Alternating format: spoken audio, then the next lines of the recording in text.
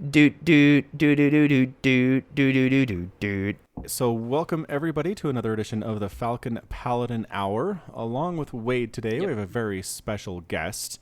You may recognize him as the Old Dude. I've featured his replays on the channel before, and he screens replays for me, and he is here on the podcast in the flesh. Is this flesh? Does this count? I think it counts. I think it's a little bit more intimate than just casting one of your replays on YouTube. Maybe I'm wrong. Well, we got to get you to cast another one. I mean, people love the Old Dude. That's very true. I've been waiting for another Old Dude replay with some creative shenanigans in there. I play under my other name because I'm a bit salty. So the Old Dude is get a reputation. The Old Dude is the nice player. Okay. So you let all the anger out on your alt account. Well, and if you're feeling okay about things, it's the Old Dude. Usually, sometimes I forget and I start playing as the Old Dude, and oh gosh, I gotta be nice. You have to play nice. Yeah, I think everybody's felt that salt one time or another on the ladder for sure. Oh yeah. Yes. So the reason we brought the Old Dude in is because I felt like it'd be a good idea to get a perspective on somebody who's been gaming for a very, very long time. We were just kind of chatting a little bit before we started recording here, and basically, I feel like the Old Dude here has some good stories to tell us about how he got into gaming and where his love of StarCraft came from. And I guess the first question I just want to ask is, what's the first video game you remember playing, and what was it, and when? Oh man, it had to be Mario Brothers. Well, no. Let's go back because I played in the arcades. I'm thinking about consoles. I used to go, growing up, we had pinball machines, and then eventually they started replacing them with the pretty cool machines. The only one I ever liked was the Star Wars. It was, with the green lines and the old sort of DOS look to it, but it was in an arcade. And I got really good at it. And I'd take my lunch hour. I worked at a department store, and I would go down to the arcade and put a quarter in, and I'd play for the whole hour. And it was hot in there. I'd had a tile, and I'd come out soaking wet with sweat, and go back to selling TVs, which is what I was doing at the time. And I got really good at it. It was like there's one other guy I kept, getting the top score, and when I'd walk away, come back, who is this guy? I got to beat him again. It was, but it's you guys know it's really an addiction, and I don't consider it a bad one, but as long as you moderate. It's like anything. But that was the absolutely first true. one. So I think I found it here. It's called Star Wars: The Arcade Game, very creatively. And I think I just threw a screen cap from it into our chat here, if you can see that at all. Let's see. It's the cool thing. You get all these things. Oh yeah, it was like that. Yeah. And when you you flew down through you had to fly up and down and left and right and shoot things out of the way. And I like those kind of games. The other game later on that I really loved was Star Fox on one of the consoles. Oh yeah, because it really let you fly. And I was talking to a friend the other day, and he's a pilot for a major airline. He's got apparently the biggest TV you can get with the whole thing, and then the flying thing. And so I want to go see that. So like flight sim stuff? Yeah. Yeah, that is really, those are some really fun things for sure. I remember one of my first flying games ever was X-Wing versus TIE Fighter. I think I had kind of dabbled in the original X-Wing before for DOS, but then X-Wing versus TIE Fighter for Windows XP was one of the first games that I was just way into, sunk a ton of time into. And that it was really fun to be able to play both for the Empire and for the Rebellion. So you had all the X-Wings and all the TIE Fighters and A-Wings and Y-Wings and B-Wings and everything else you could ever want. And pretty good missions to run as well, and then just some really fun multiplayer stuff that I did with my friends from time to time too. So it's, for my book, still one of the better Star Wars multiplayer flying experiences. Well, I went through the whole, all the consoles. What was the first one? And you played Pong on it, and Atari. Yeah, the Atari, and we had them all. And my kids were little, and I started to tell you, my son He bonked his head on the block in Mario Brothers, and he couldn't read it, and he's 4 years old, and within 2 months he could read. And this is the same kid who started teaching himself computer programming, and he walked up to me and he said, "We got to go to the store." I said, "What for?" "We got to get StarCraft. It comes out today." "What's StarCraft?" And so that's when my real addiction, because I play it every day. I imagine some people my age would look at me very funny if they knew that. I don't share it that much with people out in the world. Sure. Yeah. Oh, I get that. So since 1998, then. Yep, 20 years. Yeah. I'm 63, so I was 43. Yeah, when I started. So yeah, definitely a bit outside the normal age range, I think, for what they were planning on marketing the game to. I think that I'd love to know the demographics, because when I took the OldDude seriously, as a clan, I was finding guys every day. And there's guys that are in their 70s that I've run into. And when they beat you and they're 10 years older than you, I imagine it's funny when you're 28, and they're 38. But I had a guy beat me a month or two ago, and he told me he was 76. and I test them. I go, "You're 76? Who was president in 1960? And he knew right away. So you could figure it out because you can Google it, and you might know if you're a real history buff. But it's amazing how many older players there are, and I still run into them. But running a clan was not my deal. I'm too much of a loner. Well, fair enough. So let's see. You play Protoss. Have you always played Protoss since you first started the StarCraft? StarCraft 2 is when I started playing Protoss all the time. But yeah, for the most part, that's all I ever played. And, I played Terran in the first couple versions, and would just try different ones. But for some reason, I just remember as Protoss, I would get walloped by everybody that was Terran.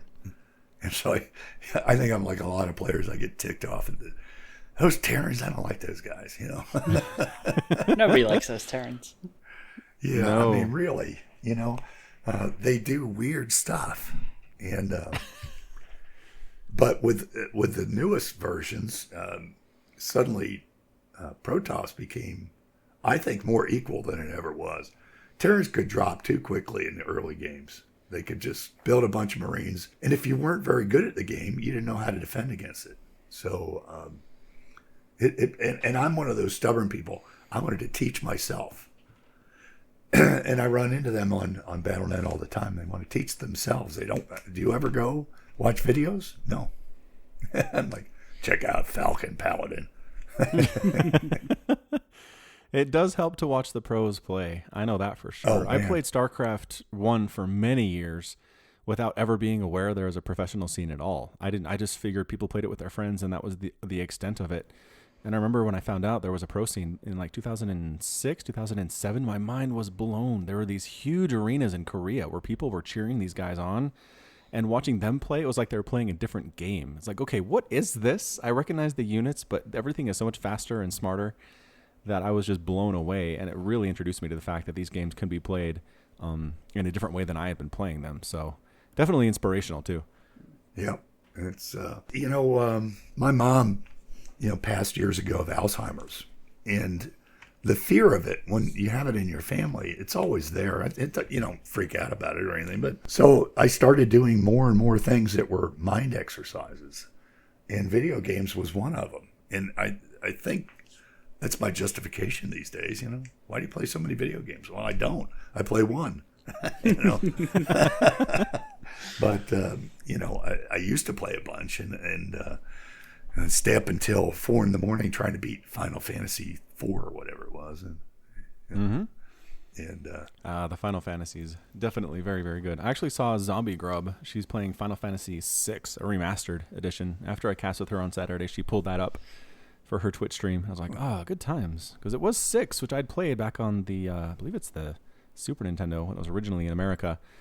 But then it was a remastered version, so everything was prettier, a little bit easier to do. They kind of switched around the controls and stuff, but yeah, definitely good memories for sure.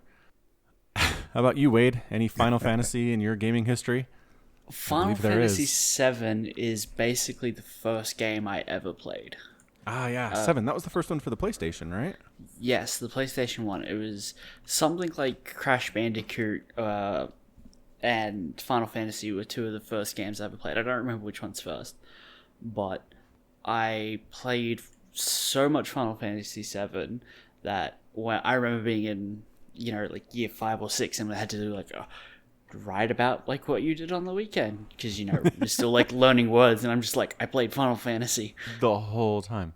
Yeah, the whole time, and basically halfway through, and I'll be like, yeah, so I got like 40 minutes in and then restarted because I'd changed what one of my characters' names to be. Like, I've repurchased that game so many times I can't count. I've got it on my tablet, on my PC. I've got the original PlayStation 1 version. I'm waiting for the remastered version to come out. The remastered, which might never come out, let's be honest, is actually, it's going to be for the PlayStation 4, isn't it?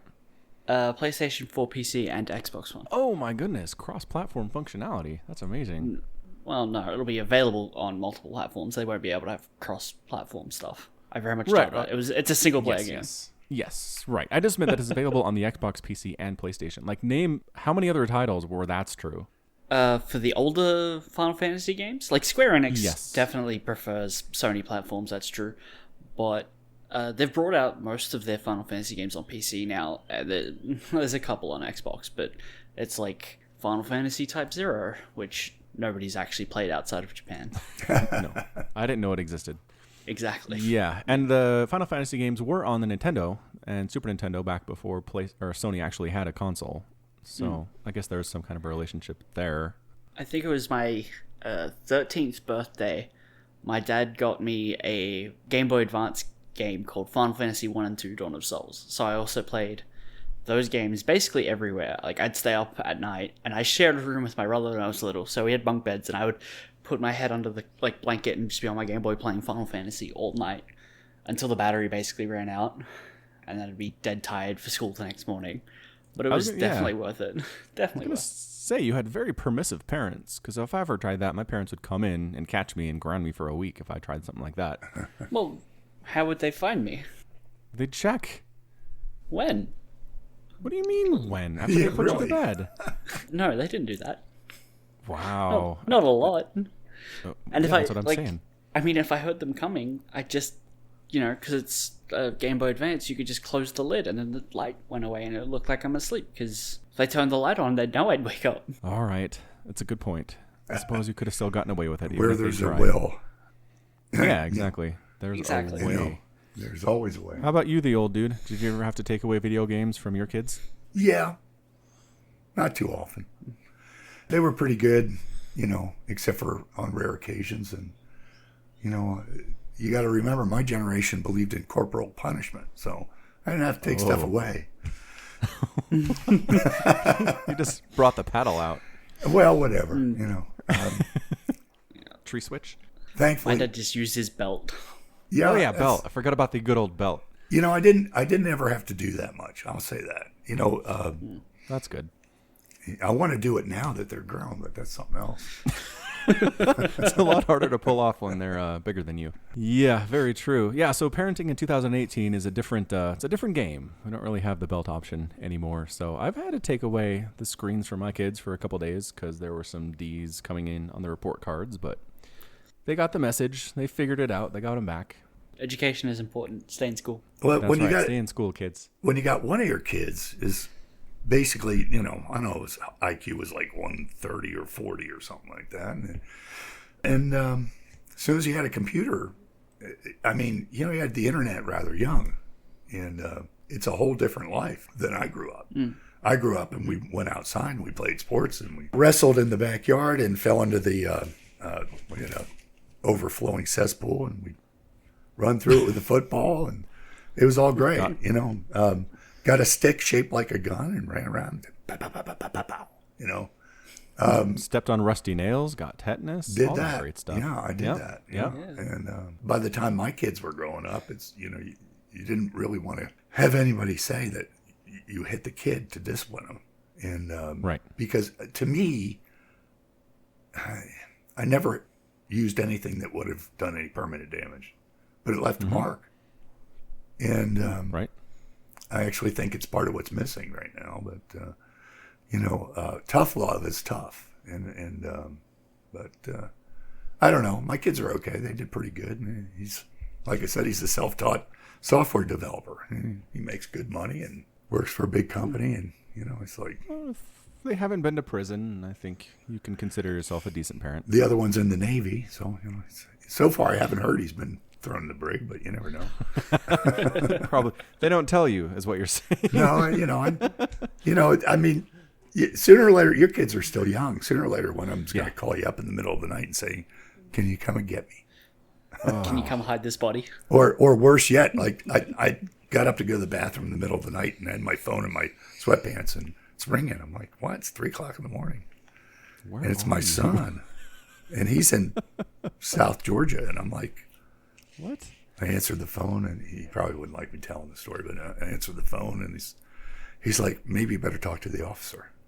I'm like, "Okay." Oh, that's how it starts. That's not a good phone call. No, and he's a good kid though, and he's working hard, and he's out there protecting us from the. He's on the ships out there off Korea for the last couple of years, on and off, and That can be an exciting part of the world for sure. he's gone all over the place out there, and gotten to see a lot of things I've never seen. But kids growing up, they always get difficult. I mean, you love them no matter what, and God forbid your politics are different. Well, the number of times I've seen teenagers decide their politics are different from their parents solely because they are different from their parents, it makes it a little bit interesting to look at. That's always the way it's always been, I think, to a great degree. Yeah. To a great degree. Now, even more so in my generation, growing up in the 60s. Anybody over 30, you don't trust anybody over 30, Right. And for good reason, because they're all crazy, That's it. Old people like me, we tend to shoot down idealism when we hear it from our kids, and that's not always a good thing. I have to bite my tongue sometimes when I'm doing that, because it's real easy to be. I've lived through it. I've done that. I've been there. You don't get it. It's real easy to do that when you get older. And I think that my parents did it to me. And the smartest thing I ever did was grow up at one point and start listening to them. I had a day when I don't want to tell that story on anything live, but let's put it this way. I lost my job. I worked for my best friend. So I lost my best friend, quit my job because I was done with him because something had happened. My girlfriend on the same day. And then I get home and there's an eviction notice on the door on my little apartment. I'm like, no job. No girlfriend, no best friend. He was the place I would go if I didn't have a place. I'd go hang out with him and his wife. And I said, when that happened, I said, I'm going to listen to my dad. I've been working as a carpenter and just bumming around and, having a good old time. I was probably 23 years old, 24. And I said, I'm going to do something different. My dad said, you got to do something different. And it changed my life. And I actually gave that same advice to my son, and he joined the Navy. So I think it's turning out pretty good for him. We'll see. Yeah, sometimes listening to your dad does make sense, turns out. Well, we don't want to do it, though. I mean, I think Right. it's natural. We want to make our own way in the world. We don't want anybody to tell us what to do. Especially not our parents. There's this great quote that's attributed to Mark Twain, but I don't think he actually said it from what I've looked into. But it's, when I was a boy of 14, my father was so ignorant I could hardly stand to have the old man around. But when I got to be 21, I was astonished at how much he had learned in 7 years. Yes. I just love that one. I think about that one a lot. Because, same thing with my dad. When I was a teenager, didn't think he had any idea what was going on. And as I've gotten older, he's learned a lot in the last 7 to 10 to 15 years. So anybody out there listening, your parents know what's going on. Listen to them every once in a while. Well, it's family's important. And if you ever run into whatever problems that we have, all of us, whatever age, I know that, thank God I haven't had anything crazy happen in a long time. But I know that I can always go to my family, and it's there's so many of them. I can't keep track of them. They keep breeding. Yeah, people do that. So I was thinking one thing we could do on the podcast today as well is kind of discuss some of the old dude's favorite films from growing up and through watching many movies throughout the years. Just because that's something we like to do with new movies, but I felt like maybe we're kind of ignoring and neglecting some of the older greats from film history. So you want me to remember stuff from 20 and 30 years ago? Oh, further. If you can. Further back. Yeah. What was the first film you saw? Whoa. Ben-Hur. Okay. At the drive-in with my family, yeah. It's the first one I can remember. I don't remember how it ended. I just remember the chariot ride when Kirk Douglas is in the chariot and they're riding around in the Coliseum and all these chariots fighting each other and the spikes are coming out from the wheels and they'd hit the other guy's wheels and they fly and the horses would fly out and it was crazy stuff. I think they really did it to make those movies. Yeah, I think so too. Well, and there's the guy who gets run over by a chariot. Like he ends up getting flipped out of his and is just there and they come back around and just like bromp, gets trampled. And I've always wondered if that was an actual dude. But I mean, that's probably not. But I don't know. Back then, man, they got away with a lot of stuff on the sets of films. There's been a long-standing myth that I've known about that someone died on the filming of Ben-Hur during the chariot scene. Yeah, and I think that's it. I think that's that could the be one true. The rumors have been about. Yeah, exactly. I'm not sure, But yeah, I mean, that's the reason Ben-Hur's remembered is for the chariot scene. The rest of the film is okay. It's kind of slow, especially compared to modern standards, but the chariot race is just minute upon minute, 10, 20, 30 minutes of just sheer action. Yeah. And that's not something that films had done in the past. It was one of the reasons that it's still remembered today, I think. well, I'm looking at my book list and there's this Brandon Barris guy. That was a good book. I like that. No, it's funny I because read that one. I actually, I've always been one of those people that reading, the imagination is bigger than even the big screen. The big screen is real cool. It's really cool. And there's, I was telling you that, I saw 2001: A Space Odyssey when it came out, and that was 1968 when we looked it up. And it's a long time ago. And I walked out of there telling people that were with me that you're going to see, because I would read like all, everything I could get my hands on, science fiction mostly, and I had comic books, and I had, Spider-Man, and I took my Spider-Man comic books and cut them up and pasted them on the wall, made a collage. And those comic books, if I had them today, probably worth $20,000. Yeah. And they were on the wall. And I was telling him, I said, you're going to see Spider-Man movies, you're going to see Superman, you're going to see all this stuff. And people were like, well, Superman was on TV, it wasn't really good. Because you couldn't imagine it. I could imagine that the special effects were going to get incredible. And look what's happened. I mean, I've been trying to get to go see Infinity Wars, and it's like life keeps getting in the way. And I don't go to see many movies in the theater. But I went to see Doctor Strange, and I went to see, all the other Marvel movies. I just, that was the thing for me, imagination. And so, today, I don't watch TV. I don't go to movies very often. I read constantly. There's some incredible authors that have, come out, mainly because of Amazon, because I can. And Douglas E. Richards, if you haven't read his stuff, it's amazing. And a few other guys, if you like something fun. Mark Wayne McGinnis is pretty good. And like I said, that Brandon Barris guy's not bad either. But yeah, he's kind of new to the whole thing, though. I'm not sure. Yeah, I'm not sure if he's something we can recommend here on this podcast. So You Feels can a get bit it. amateur. He just needs to write some more. Yeah. That's all. It just takes dedication and hard work. And that is what they say about most things. Well, anyways, it's I've tried to write. I started to write a book 10 years ago, 15 years ago, and I had the title, and I've actually started to write a couple books, and one that the BS effect, the Bart Simpson effect. See, I believe I got this thing I used to talk to a friend of mine about how society got sort of out of control, and it's because of media. We started out with radio in this country, and eventually got TV, and on the TV they had Happy Days, and they had fun stuff. Leave It to Beaver, and it was selling soap, and so they came out with it was like maybe when the Fonz came out it was a little rougher, and then they came out with All in the Family and Archie Bunker. If you haven't watched it, go back. You can find them, I'm sure, and they're a little out of time, but as they got more and more more sex, more violence, and more, we had, and Bart Simpson came around.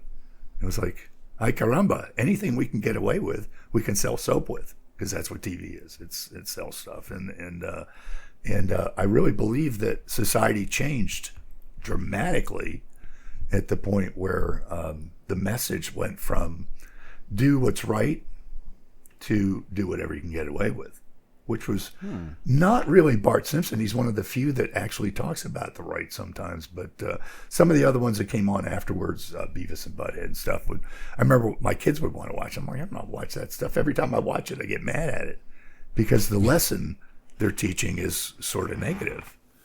And you look at what's on TV today, some of it's fantastic, but some of it just follows that. Let's see what we can get away with, because the more titillating we can be, the more soap we can sell, the more commercials we can sell. And I'm actually surprised. Sports is a funny thing because, as they sort of take the action, to me, football's been ruined. Football used to be a great game, but everybody got hurt all the time. And it, look what it did to their brains. But they keep doing things. And to me, when they started, you couldn't go in there and flatten a quarterback. What good is it? Ice hockey still has a bit of that kind of thing in it, and it's part of the reason it's there, because it's what sells, and people like that Coliseum effect. Yeah, I mean that's kind of the key thing here is the Coliseum effect. Like media. I feel like the relationship between media and the viewing public is kind of a symbiotic one. Like media doesn't put anything out that won't get ratings. Oh, absolutely. Right? That's my point. Yeah. So it's like kind of a back and forth. So media puts something out, it gets attention, and then they make more of it, and then people watch it, so they make more of it, and people watch it and make more of it. And yeah, it just kind of escalates from there. And it's like YouTube, and you post some stuff on Facebook every now and then. I'm like, but there was one the other day, and guy's in a truck with the big tires on it, comes flying up and goes up the ramp and flies, I don't know, a quarter mile through the air, and comes down and flips 3 or 4 times, and the statement they made was, well, he only broke a few vertebrae. I'm like, why did he do it? And you guys were probably too young to remember Evel Knievel going over the canyon, but why do you do that stuff? Because it sells soap. Because people like it. Because people don't want to be bored. And I'm not saying it's right or it's wrong. I'm just saying it's changed society to let's who are the guys that do all that crazy stunt stuff? Jackass. Yeah, those guys. Yeah. They were best friends with my nephews. Oh, wow. And it's I didn't know them. I probably ran into them plenty of times and didn't know who they were, but but that's the whole point. That's what people don't want to read about.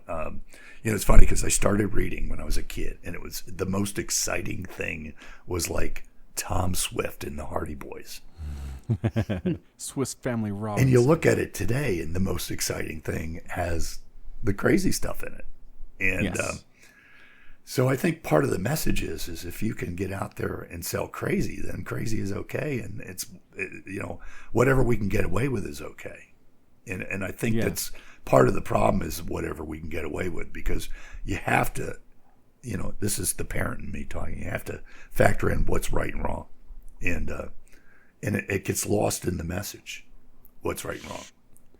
Agreed. Well, yeah, and two, I think there's a difference between showing poor behavior and basically saying this is okay, this is something that should be emulated, versus showing bad behavior and saying this is being shown as not something that people should do, and here are some consequences of it.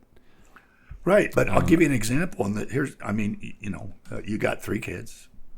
Have you ever sped in your car with the kids in the car over the speed limit?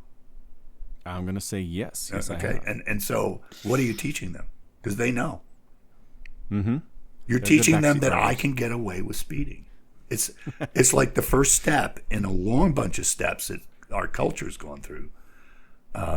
First, it's to get away with speeding, and then they see you working on the taxes. Well, I'll just do this, and whatever it is. Little things that we all look at as being sort of everybody does it. And that's the message that I really think needs to change right now in society, is that everybody doesn't. It's like there's an acceptance, especially amongst people your age, that using their phone in the car is okay. Mm-hmm. And not to me, Yeah, I'm not sure that's considered an okay thing. I was going to say, using the phone in the car while driving, or just while you're a passenger? Well, you can start splitting hairs. Even as a passenger, if you're being distracting, it's a problem. It's only about, look, we're supposed to, as long as we're not using self-driving cars, we've got to look at what we're doing. And, in my day, you didn't have a phone. I mean, I came to Atlanta 27 years ago, and I got a job, and they said, you have to get a pager. And I'm like, I don't want a pager. Those things beep wherever you go. Yes, they do. And then when the first, phones started coming out, you got to get a phone. And because we used to drop a quarter in the pay phone and call our customers, I'll be there in an hour or whatever. And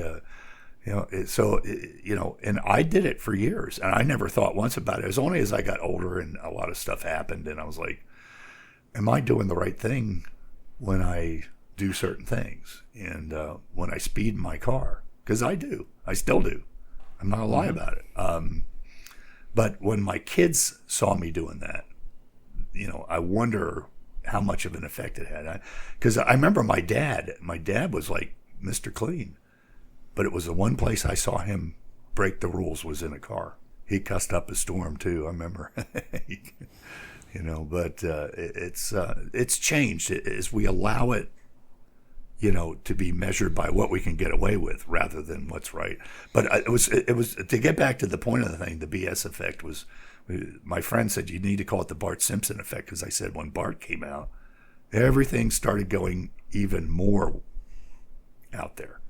And because it worked, it was such a popular thing. And then you had Beavis and Butthead. What was the other one? Still on? South Park. South Park, yeah. Yeah. And very creative people writing that stuff. But at some point, I'm like, man, it's just like, and I know you watch these things, they're fictions, they're stories, and yet the message in them is often, hey, look what we got away with. So Yeah, and it is about the messaging, for sure. And I guess I get on my soapbox when to me, it's the culture has changed so much, and it needs to take a little bit of a step back. But I'm not going to live long enough to see that. So Yeah, I'm thinking about it. I'm just wondering, I'm not sure what could cause society to take a step back in that way. Like what would cause media to become less, you think a war? Yeah, a major war. I almost feel like we're kind of... When everybody is forced into responsibility. It happened during World War II. Because, I mean, if you look at it, the stuff that was going on before World War II, they had the prohibition and they had speakeasies. They were doing the same stuff that we're doing today in a different way. And when the war came along, everybody sort of got real about it. Not everybody. Society's never going to be about everybody. But I think for the type of society that we have, a free society where we, hopefully, all of us still cherish our freedoms, because it's about freedom to me. And if we cherish our freedom and we do what we need to do to keep it, but a lot of people don't understand it. And again, I'm preaching a bit, but to me, it's just it's sort of frustrating to watch because it's very different than 30, 40 years ago. But it doesn't surprise me because I lived through the 60s and I had long hair and I almost went to Woodstock. I gave my ticket to somebody else because my parents wouldn't let me go when I was 15. And, I had a ticket, but, it was about, sex and drugs and rock and roll. And, I look back on those times and it wasn't all good. It wasn't all bad. We had some great times, but, the sort of the messaging was changing as people sort of became free to do whatever they wanted to do. This country, the freedom that we have, you start getting complacent and taking it for granted, and I think that's what's happened. And and I don't mean you guys may, I don't want to get into politics, but a lot of young people sort of believe this. We should move towards socialism. I don't get that. It doesn't compute for me because it's never worked, for one thing, and for another thing, that's not what this country is about. Now, Wade, are you in Australia? I am indeed. Okay, so you I don't know enough about the government there, although I know it hasn't gone full socialist. No, we're very much a democracy still. Probably the only notable differences between Australian and American actual governmental structures is it's mandatory voting here. Everyone has to. We have stuff like socialized healthcare. And they've pretty much taken your guns away too, right? No. It's often used as hey, look at Australia, we have great gun control laws. But the truth is, Australians never really had a gun problem in the beginning. There are 2 rifles in the house where I live, but they're both hunting rifles. So when they put in gun controls in response to mass shootings, one in particular, they just made it much harder to get fully automatic weapons, right? It's basically now illegal to have them at all unless you're the military. But we still have handguns, we still have shotguns, we still have rifles. It's a much different culture where it's not common here. It's not. If you were I go hunting, you can get odd looks from people being really, because it's just not something we do. It's not a popular pastime, but it happens. People do have them. We have guns. Yeah. Right. Well, and the thing about, America too is not all the same thing. If you walk down the street with a visible gun in certain cities, people won't care, and in other cities, people will freak out. It depends on where you are. The gun concentration is not the same wherever you happen to be in the nation. Well, the legal gun concentration is probably about the same everywhere. It's the illegal guns that are the problem for the most part, or the stolen guns, or the taking daddy's guns, and the stuff that's been happening, the awful stuff where people have been murdered with the parents' guns. And as a parent, I don't have kids in this house anymore, but if I did, I have a gun, and I have it solely for worst case scenario stuff. And it's been sitting here for 2 years. I've got a couple clips loaded, and I've never put the clips in the gun. I know how to use it. It's just in case. And, because you never know. There was a couple older people, maybe 10 miles from here, murdered on a home break-in, which in this part of the world, saying it is there's places. It's pretty safe where I'm at. I'm in one of the safest cities in the country. And we've got golf cart trails that run around the 70, 80, 90 miles of golf cart trails, and get on your golf cart and go to the store and do your shopping. And, all the teenagers, you go to the high school and look at the parking lot, and it's got all the neat cars like they have, because it's a well-to-do area. And then golf carts.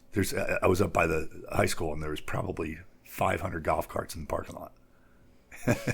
I was like, that's weird. Well, it's Peachtree City. Fantastic. It's known for it was one of the first real golf cart communities, and they literally designed it so that there's a trail, and they're paved roads that you can get on, and I can pull out them if I had it. I don't have one anymore. I used to have one, but pull out the door, turn by my house, and I go drive through the woods, and it's pretty cool, especially when I was raising kids. And when they were young, starting to drive, you'd break them into the golf cart thing first. But yeah, it makes sense. I didn't know that was a thing. I did not realize there were communities planned around golf carts in the U.S. Huh. There's more and more. I don't know if some of them like Hilton Head, and I think in places like that are starting to go that way, if I'm not mistaken. But so I don't know how we got the golf carts from guns, but probably people have guns on their golf carts. So Maybe. That's probably the connection. But the culture that we're in is fascinating, and it's there's always bad. There's always my son tells me, "Don't worry about my generation. We're going to do fine." And I'm like, "Well, if you don't, you don't." And you know what? He thinks I'm judging him, and I really don't. I'm like a lot of older people. I know better about certain things, but it's going to be what it's going to be, and it has potential. Where we're at in the world right now has potential to be amazing. And I think that if we can just solve a few problems, and we'll see. But I look at what's going on in the world right now, and I wonder if they're all these crazy people out there that run different countries are going to start figuring out that they're not the big dogs, and maybe going to war is not a good idea. That's that's my dream. Especially when I got a kid in the service. But it's I'm a for 63. I'm a geek.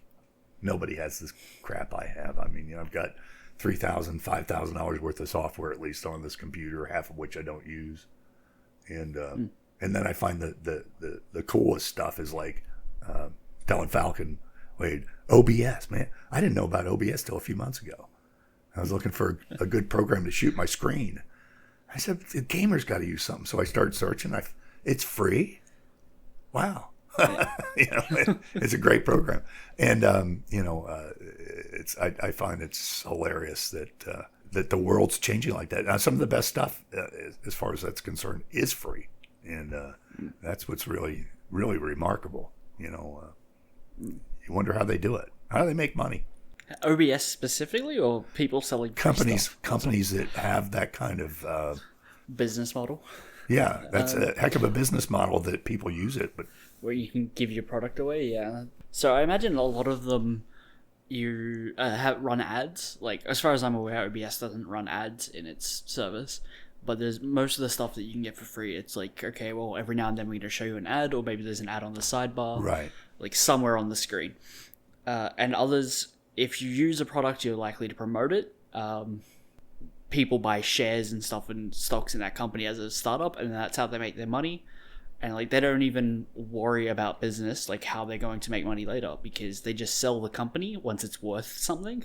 If you can get a user base using it and then sell it, and then the next people who own it make the money. That's the trick, isn't it? To get that user base and turn it into something that Google wants to pay $3 billion for. Exactly. Or Amazon, like Twitch. Yeah, exactly. When that happened, people like, what is Amazon buying? And people I know my age are like, what? Somebody asked me about that, and I'm like, you don't know Twitch? Well, you don't know any. And I only know a little bit because I go there every now and then and watch Falcon or somebody cast. And, it's or that's where the StarCraft games are broadcast. And right. I'm just amazed at how much money is traveling through there. And who was your one of your friends on there is constantly casting his games, and I'm like, how does he have time to do that? How much money is he making? He's got to be doing something. He had people, giving him money, and I know it adds up. So you get a good enough fan base. It's just it's an interesting. What do you tell your kid? When you grow up, you can have you can be a YouTube star. I think telling kids they can do that for a living is still terrible advice, though. Yeah, I agree. Yeah, yeah, because you can look at it that 5 years ago there was maybe 100 channels with 1 million subscribers that were all making regular content and could maybe make a decent living. Back then, they were probably making a very good living.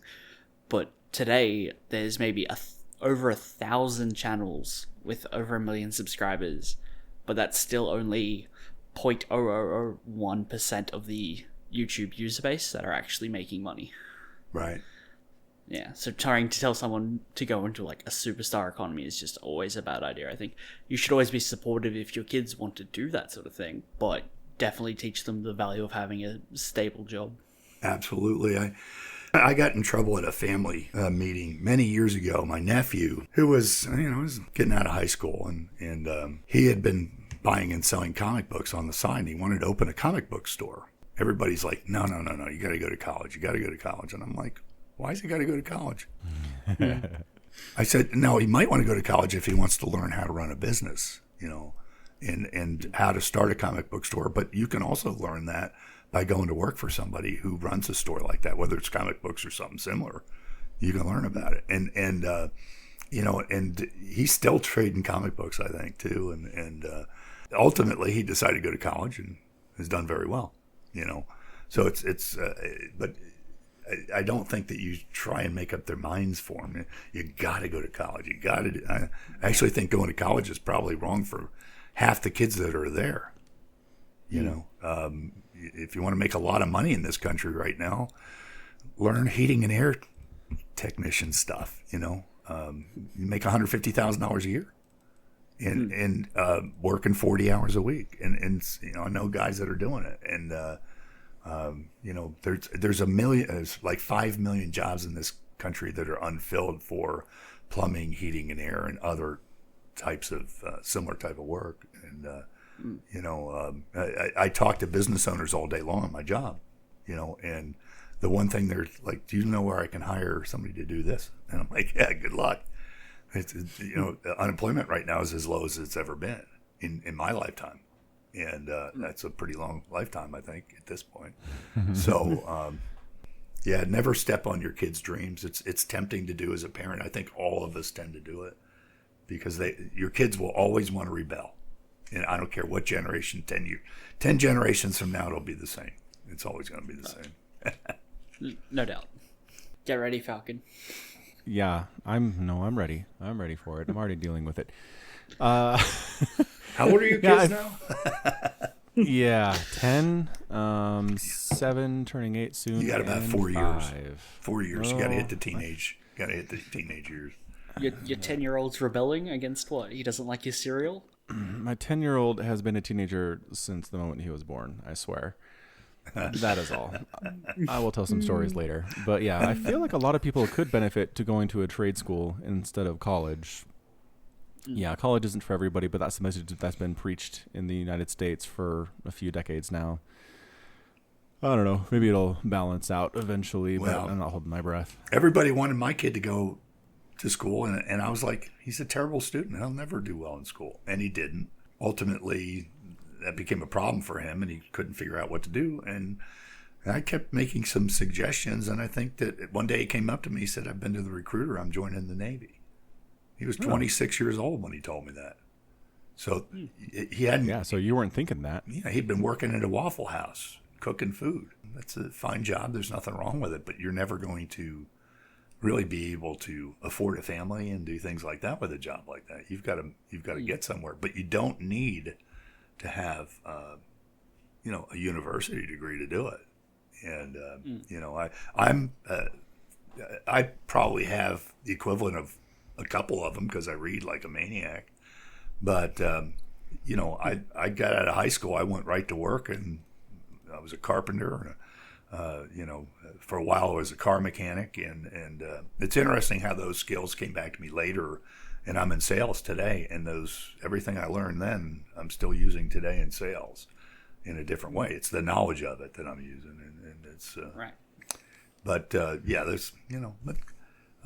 we tend to, as parents, we want the best for our kids, and look, if they can become doctors and lawyers, they're going to do well. So we tend to push them in that direction. Sometimes it's the wrong thing.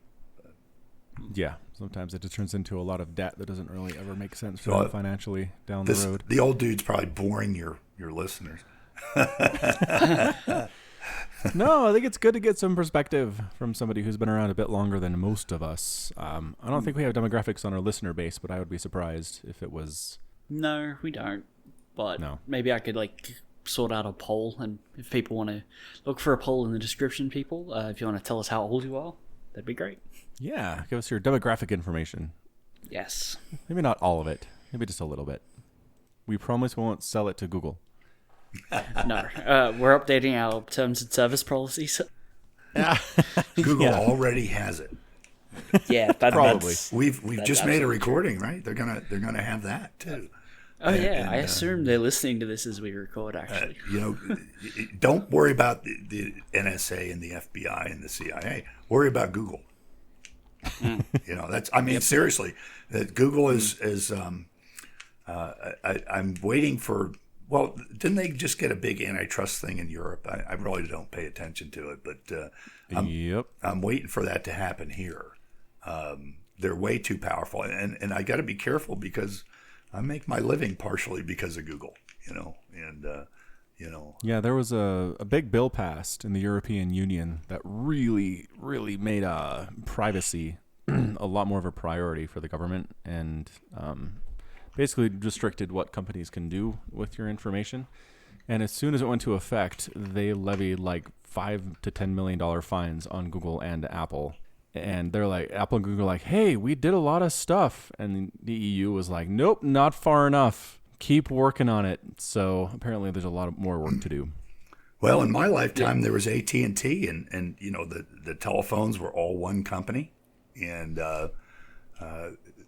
they got into a big antitrust thing, and they said, it's not going to be one company anymore. We're going to break you up into what they called the baby bells. And so they broke it up into 7, I think it was, different pieces. And, who knows whether it really worked, looking back on it.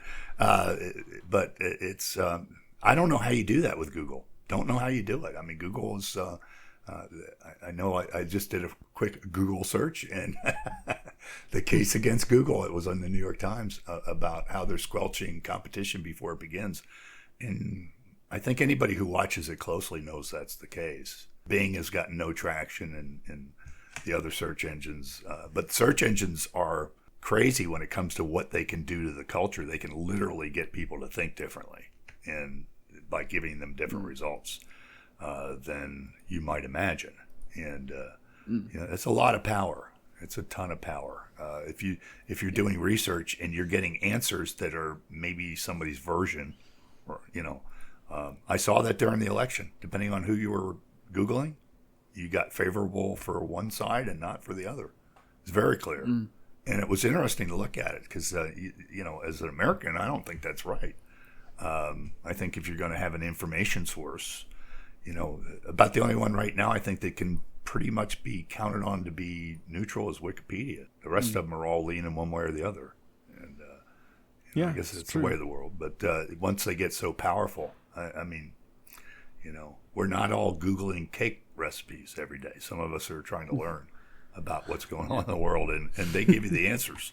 Yeah, well, very true. And kind of back to what we were saying about media earlier, I really feel like just giving political information without any kind of a lean is just not something that people are interested in. You present political information that's just the facts and nobody clicks on it. They want to see a news story that confirms what they believe about politics.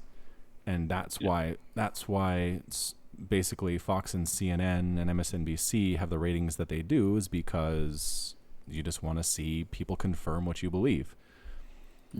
That's how I see it anyway.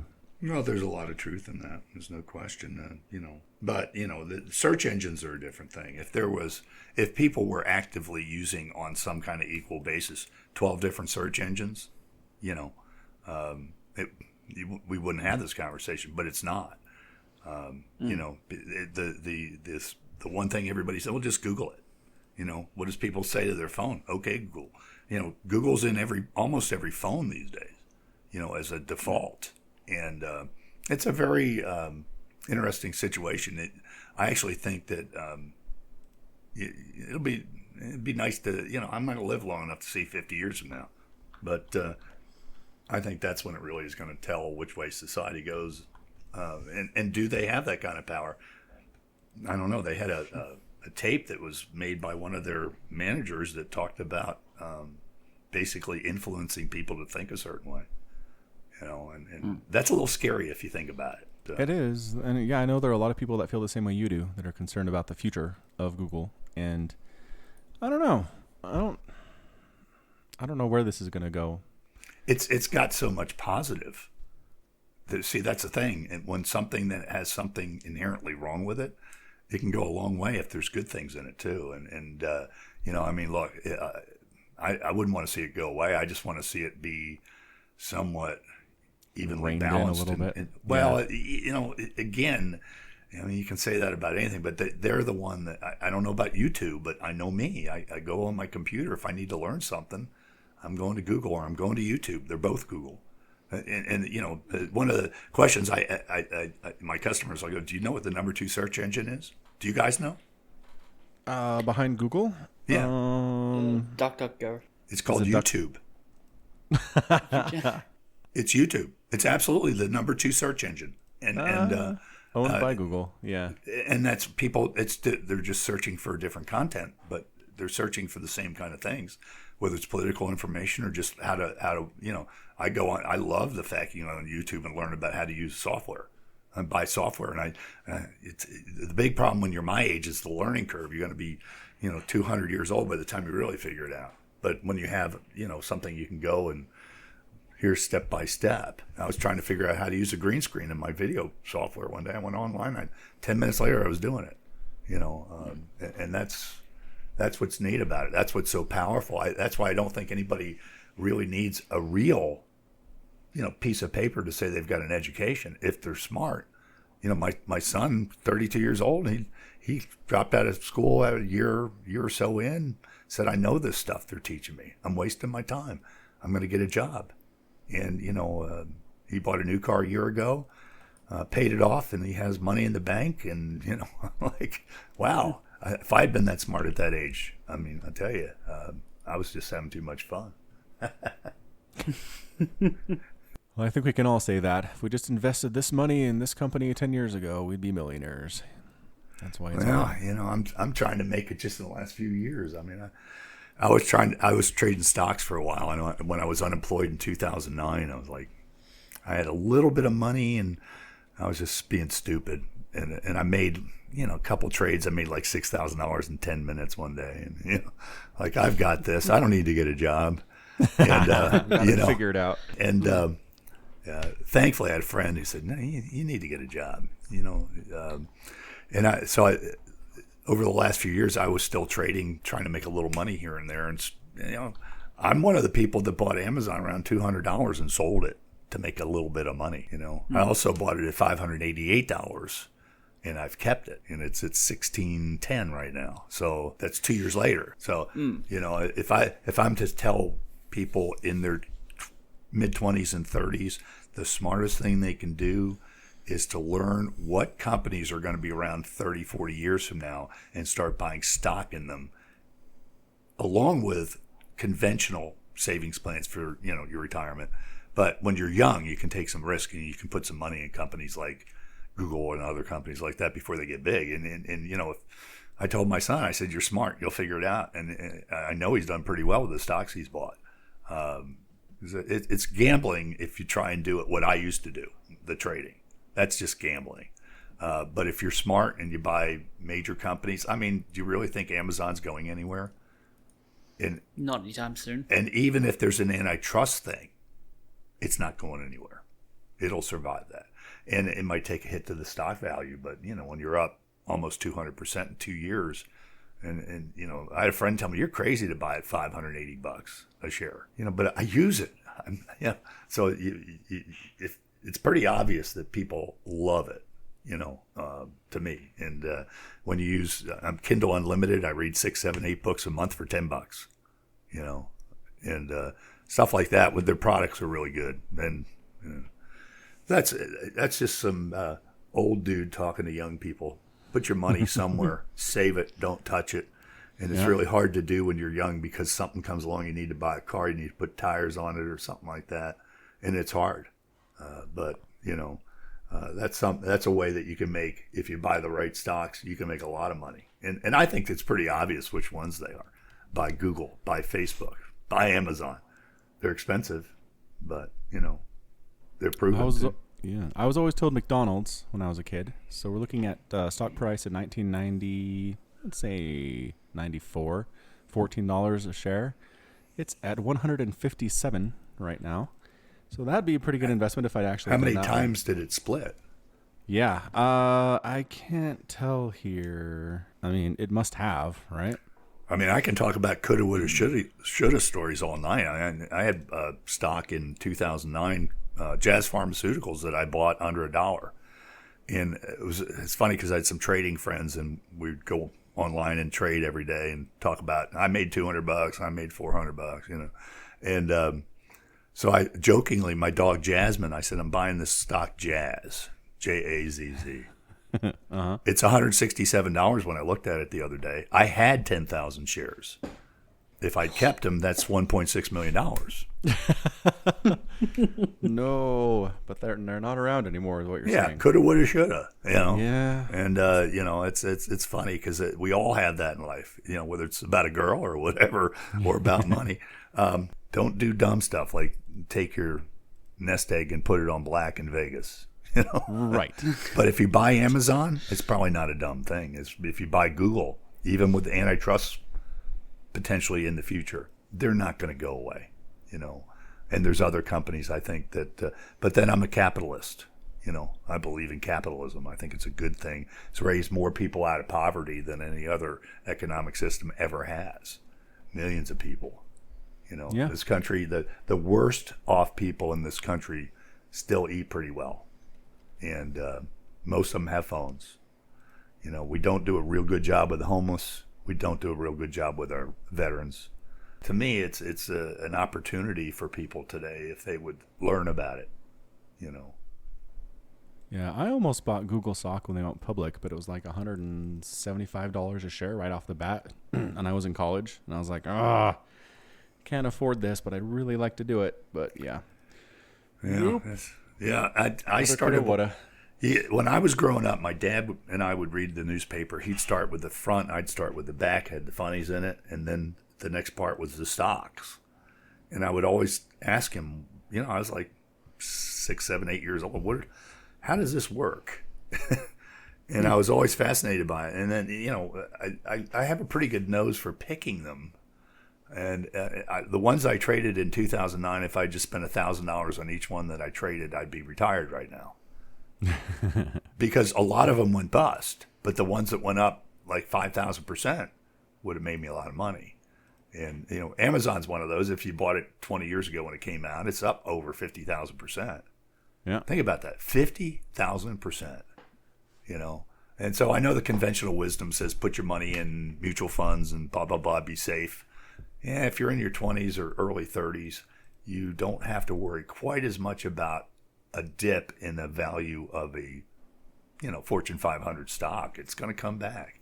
We could go through a recession. If you hold on to it, it'll come back. And that's pretty much proven, but, you never know. Life is the worst case scenario, I guess, could cause it to disappear, and that would be war. You go back to war again, Well, I think we're at the hour. Is there anything else we wanted to cover for today?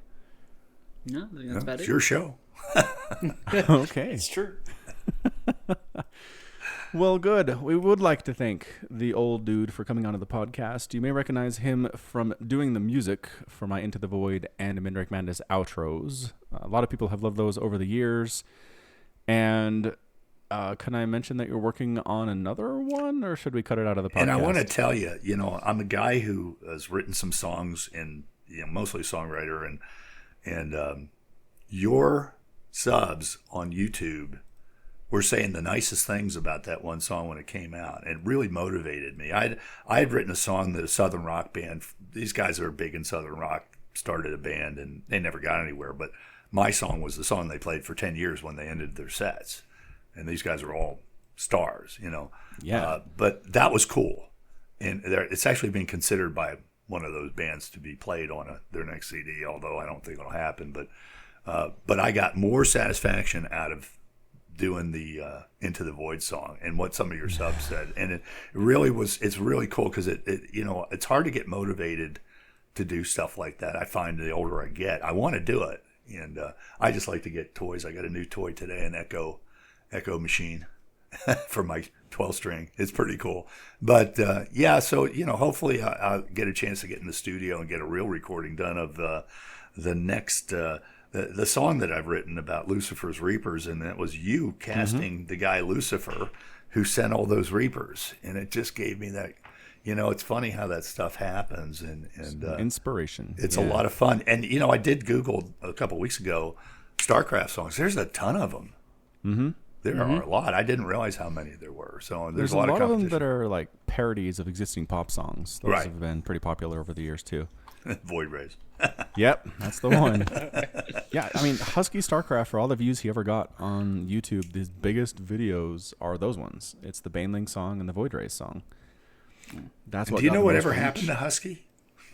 Yeah, he's producing for his girlfriend's YouTube channel, Nerdy Nummies, last I checked. Yeah, that's what I heard. Yeah. They've got a cool 9 million subscribers, so I'm sure his ad revenue intake is a little bit more than he was making when he had his own channel. So I can't. He's really blame him too probably much still for it. making a lot of money. Not tons, but off his YouTube stuff being replayed. I went back there and watched the because the first StarCraft song I tried to write, which I never finished, was Bronze League Heroes. Uh-huh. Russian Based on his Zerglings series, past my wall. He's a Bronze League hero. He's rushing Zerglings past my wall. Yeah, that's a good question. I do wonder about how many views he gets per month on just the stuff that is just sitting there. Well, I mean, it's got to be some. I mean, I find when I post a song for some weird reason on YouTube, and then somebody posts from Argentina that they loved it, because the second song, the one that's on the mid rank, Korshala Adun. Korshala Adun. Yeah, it's too late for me. What can I tell you? That one. Guys, he posted this glowing thing on there. He might have been in Czechoslovakia, but he was like, I love this. I've listened to it over and over. And it's like, that as a musician, that's what you want to hear every now and then. Because I don't go out and play live. That would be, gosh, people that do that, God bless them. Going into bars and smoky bars and playing in places like that, you can have it. But anyways, I really appreciated your fans on that. Well, yeah, and they do definitely like it. One of the best comments I saw about that recently was that the end screen says there's no reason to watch any longer. This is just an anti-spoiler screen. And somebody commented, what about the amazing song? I like this a lot. That's a reason to listen. I was like, you're probably right. Maybe we should change that wording. I wonder what my music, I'm an ASCAP member, and that song's registered with them. I'm surprised it hasn't come up. And I thought about that one day, and I'm like, I hope that doesn't cause Falcon any problems. Yeah, I don't think so. Not to this point. But I should get paid for all that. I mean, I don't know how they pay you, but I should. I mean, the song's been played probably a couple 100,000 times by now. That's an excellent point. We'll work the details out off air. Yeah, well, don't worry about it. I'm not really going after that, to be honest with you. I'm just, I get a kick out of it if somebody really big took one of my songs and did something with it. But I'm getting too old probably for that to happen, because my friend plays with the Outlaws that were big in the 70s, and these guys are on their 60s and they're still going strong. And That's so cool. I mean, a lot of those bands are not that good years later. They're still awesome. Well, Rolling Stones are still going. What's your excuse? Yeah. The Rolling Stones, when the guy who runs the band is 68 years old, he has a 2-year-old kid from a wife who's like 25, 30 years younger than him. And he looks like he's probably 50. He doesn't look like he's 68, 69 years old. Yeah, God bless him. Maybe you guys will live to be 140, because that's what's happening. Maybe we'll attain immortality before we end. I'm sure hoping somebody figures that one out before. What'll happen is I'll die and then they'll invent it. Next week. Yeah. They'll figure it out. Like, Don would have really liked this. All right. Well, that's going to be it from us. Again, we'll put a link to Don's music in the show notes. You can always check him out at the end of my Into the Void and Mid-Rate casts as well. And until next time, as always, thanks for listening and being here. We'll be back next week to probably talk some solo. And you take care of yourself. All right, take care.